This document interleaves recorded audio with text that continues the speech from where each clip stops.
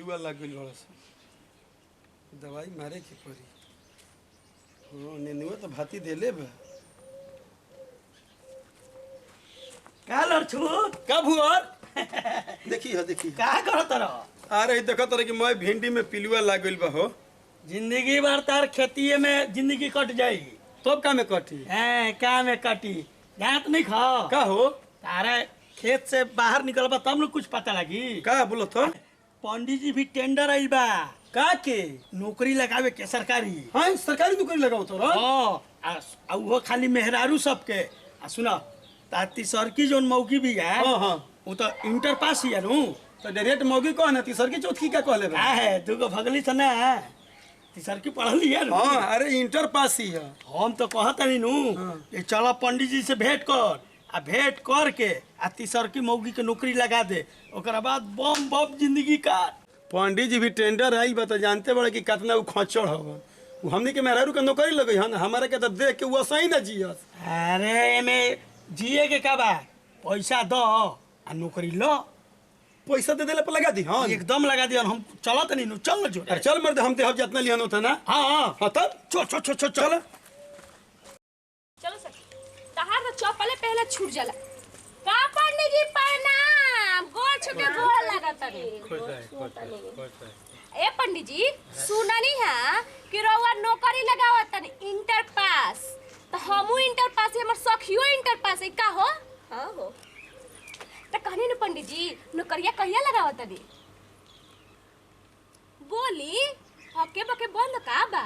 तो inter pass बारो हां पंडित जी ता हूँ हाँ पंडित जी इंटर हाँ अच्छा जल्दी जल्दी बताई कहिए नौकरी लगाई आ जाना तनी पंडित जी एक बार नौकरी लाग जाई ना तो रउआ है जो माला पहना तनी रुद्राज के हम सोना के बना दे हम। मस्का लगा रही हो देखो तू लोग दोनों जा घरे अच्छा अच्छा अपना बाबू से 15,000 रुपया मांग के लाब। तो रउआ घूस ले हम पंडित जी। घूस ना ऊपर झापर बा 15,000 हो जाए सुनी नौकरी। ना पंडित जी कुछ और लेके लगा दी ना नौकरी।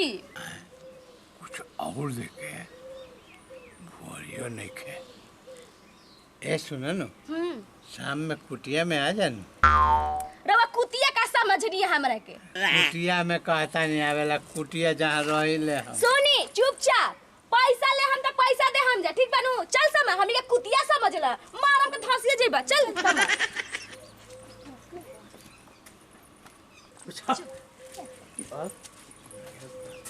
कुछ गलत का बोल देनी। प्रणाम पंडित जी। पंडित जी बैठ बैठ बैठ बैठ बैठे नो हाँ ए पंडित जी सुननी है कि तू सरकारी नौकरी लगावे के टेंडर ले बड़ा आ जोन मेहरारू इंटर पास बाड़ी सन ओकनी के नौकरी लगावत तरह तो लड़छुतवो के तीसर की मौकी बिया नु उ इंटर पास हिया ओकरो नौकरिया लगवा द।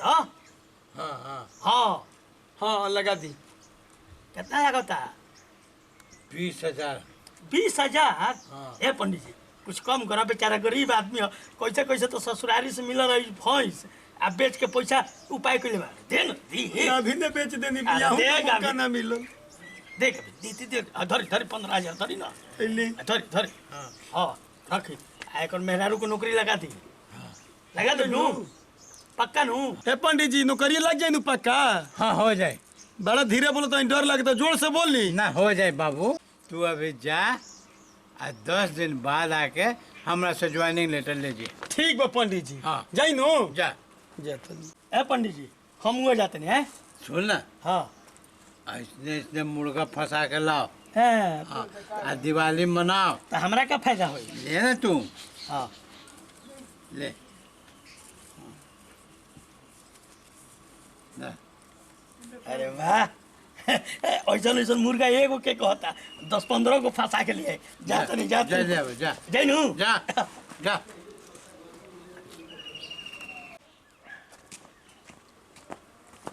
प्रणाम पंडित जी प्रणाम।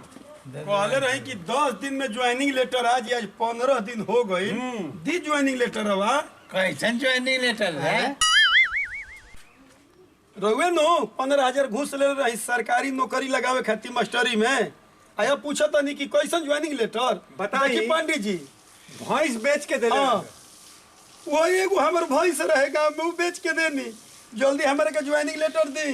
दी तहाँ नौकरी लगावे के ए महाराज लेकिन उनकर नौकरी ना कहल नहीं कि मास्टरी में नौकरी लग जाई हमारे मेहरारू के। कौन मास्टरी वाला रे?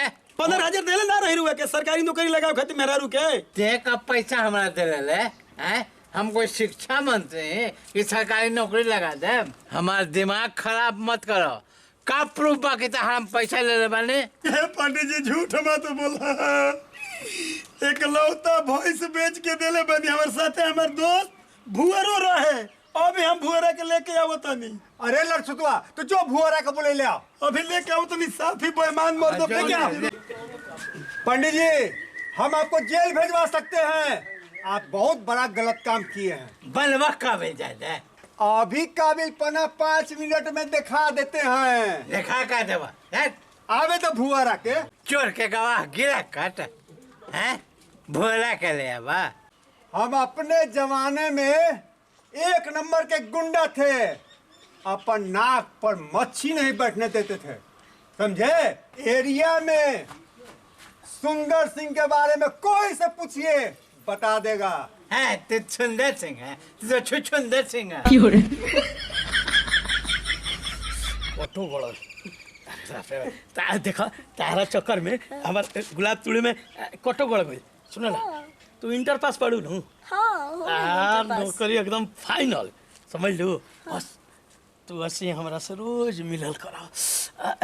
हमार दिल में सटा रहा। नौकरी तो पंडित राम ना लगई हन। अच्छा हम देखा तनी कैसे ना लगई हन। बस रहुआ लगा दे भी ना। अरे हम ये लगाए पंडित से कह के। ए सुन ना काल हो नु। काहे ना आए? अरे हाँ तार नौकरी एकदम फाइनल है। सुनो ना चले कहने झाड़ी में। भाग आए?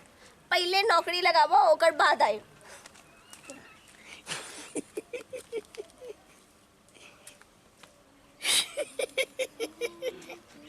नौकरी लगाई तो आई।